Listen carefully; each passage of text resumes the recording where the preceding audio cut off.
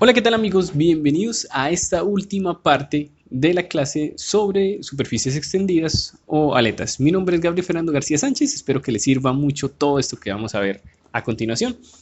Bien, para finalizar este tema, vamos a hablar de tres cuestiones. La primera de ellas es qué tan larga debe ser una aleta, la longitud apropiada de una aleta.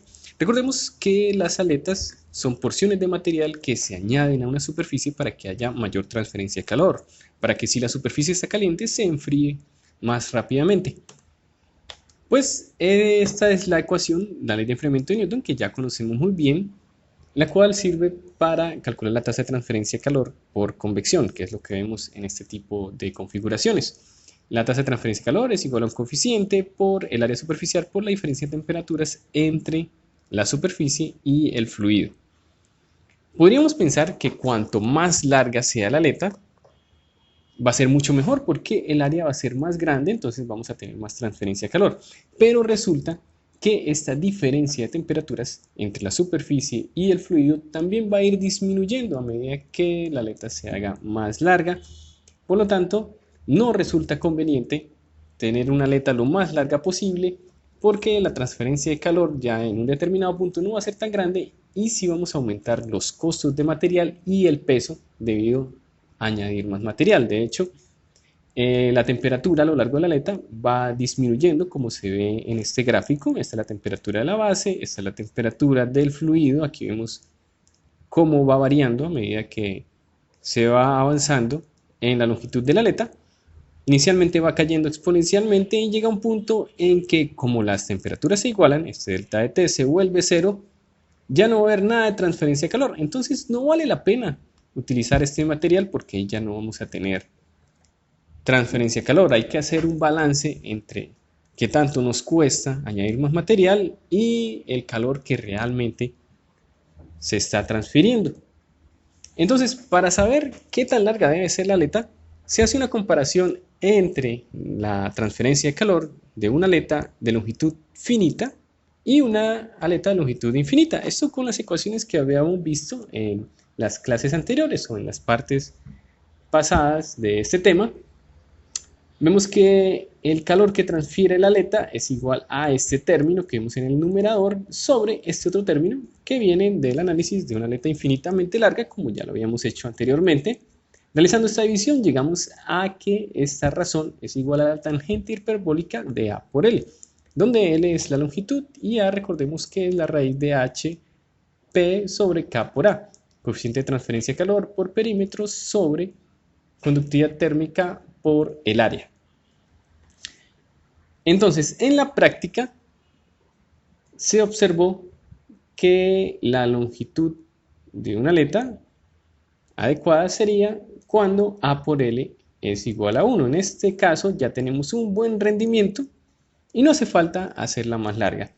Eso lo vemos aquí en esta tabla. Aquí vemos diferentes valores de A por L y su correspondiente razón entre la transferencia de calor en la aleta y la transferencia de calor en una aleta infinitamente larga. Vemos también cómo para A por L igual a 5, las dos transferencias de calores son iguales. Es decir, ya estamos en esta zona donde no se está transfiriendo nada de calor extra por tener la aleta con esa longitud más grande. Por eso no vale la pena.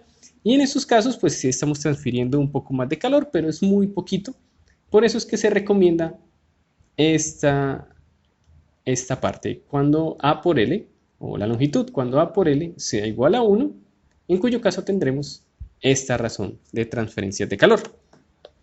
El segundo tema que vamos a tratar es la factibilidad de utilizar o de analizar a la aleta como unidimensional. Recordemos que todos los análisis que hemos hecho hasta el momento han sido considerando la transferencia de calor en una sola dirección. Puede surgirnos la pregunta, si la aleta es muy gruesa, ¿esto será adecuado? Pues esto es adecuado con un error de menos del 1% si se cumple esta relación. Si el coeficiente de transferencia de calor por convección por un espesor característico, que sería el espesor en aletas rectangulares y el diámetro de cilíndricas, sobre la conductividad térmica del material es menor que 0.2. Y finalmente, A veces se utilizan equipos electrónicos que tienen configuraciones complicadas con aletas. En esos casos ya vienen tabulados valores que nos pueden ayudar a calcular la tasa de transferencia de calor. Esas configuraciones son llamadas sumideros de calor y el fabricante generalmente nos brinda una tabla donde podemos ver la resistencia térmica de esas configuraciones y así podremos calcular la tasa de transferencia de calor. Eso utilizando la ecuación de transferencia de calor que es homóloga a la ley de Ohm. Si recordamos la clase de resistencias térmicas, recordaremos esta ecuación, la tasa de transferencia de calor es igual a la diferencia de temperatura sobre R, que no es más que agrupar todos estos términos de la cálculo de la tasa de transferencia de calor en aletas en este término R, que es resistencia térmica, y esa R la buscamos de las tablas que nos brinda el fabricante. Esta es una tabla ejemplo cuyos datos han sido tomados del libro de Semel. Bien, para finalizar, vamos a hacer este ejemplo. Se utiliza un sumidero de calor tipo HS5030, uno de los que vienen tabulados, de manera horizontal para enfriar un transistor. Si la temperatura de la caja del transistor no debe exceder los 80 grados Celsius, cuando la temperatura ambiente es de 20, ¿cuál es la máxima potencia que puede tener el transistor? Pues bien, vamos a utilizar esta ecuación, como es natural. La tasa de transferencia de calor es igual a la diferencia de temperatura sobre la resistencia térmica. Esto para buscar la resistencia térmica en la tabla del fabricante. Aquí vemos el tipo de sumidero de calor, HS5030. Cuando es horizontal vamos a tener una resistencia térmica de 1,2 grados sobre watt. Entonces simplemente es cuestión de reemplazar. Tasa de transferencia de calor será igual a 80 menos 25 sobre 1,2, lo cual nos da una respuesta de 45,83 watts. Bien, eso ha sido todo por ahora. Espero que les haya servido mucho. Aquí hay unas referencias. Si quieren consultar más, si quieren hacer algunos ejercicios extras, si quieren ver ejemplos, un par de libros que son muy buenos para estudiar este tema. Espero que tengan un muy buen día. Hasta pronto.